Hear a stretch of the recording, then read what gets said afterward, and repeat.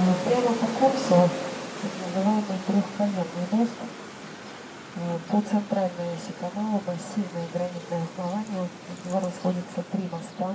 Пока мы видим два. Налево Лужный, он сделан для симметрии. Сейчас мы пройдем под свод Театрального. И третий мост увидим, когда окажемся в водах реки Мойка. Вот это место соединения канала и реки было оформлено в 1830 ночью, году. летом, ну как бы днем пофигу.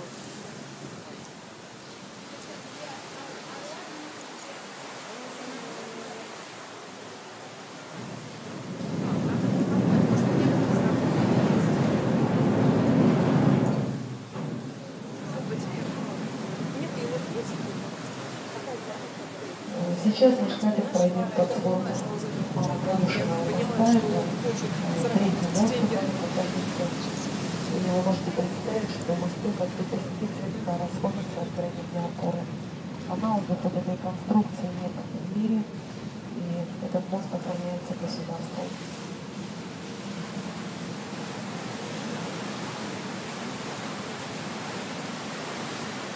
Итак, мы с вами вошли в воды реки Мойки, продолжая путешествие.